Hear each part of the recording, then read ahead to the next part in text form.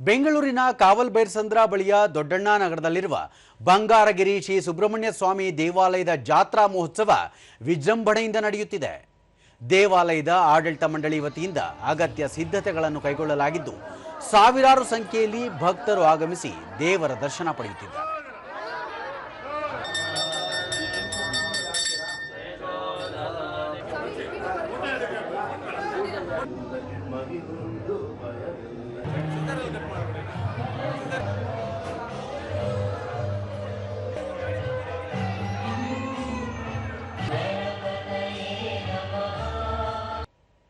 ದೂರದರ್ಶನದೊಂದಿಗೆ ದೇವಸ್ಥಾನದ ಜಂಟಿ ಕಾರ್ಯದರ್ಶಿ ಮೋಹನ್, ಪ್ರತಿ ವರ್ಷದಂತೆ ಈ ಬಾರಿ ಕೂಡ ವೈಭವೋಪೇತವಾಗಿ ಜಾತ್ರೆ ನಡೆಸಲಾಗುತ್ತಿದ್ದು, ಸಕಲ ವ್ಯವಸ್ಥೆಗಳನ್ನು ಮಾಡಿಕೊಳ್ಳಲಾಗಿದೆ ಎಂದು ತಿಳಿಸಿದರು.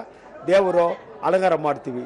ಈ ವರ್ಷ ವಿಶೇಷ ಮಾಡಿ ಸುಮಾರು ಒಂದು ಅರ್ಧ ಕೆಜಿ ಗೋಲ್ಡಲ್ಲಿ ದೇವರಿಗೆ ಗಿರೀಡ ಮಾಡಿದ್ದೀವಿ. ಅದೇ ಥರ ಸತ್ರ ಬಡವರುಗಳ ಸತ್ರ ಕಟ್ಟಿಗೆ ಅನುಕೂಲ ಮಾಡಿದ್ದೀವಿ. ಜನಗಳಿಗೂ ನಾವು ಊಟ ತಿಂಡಿ ಎಲ್ಲ 3 ದಿವಸ ಅರೇಂಜ್ ಮಾಡಿದ್ದೀವಿ.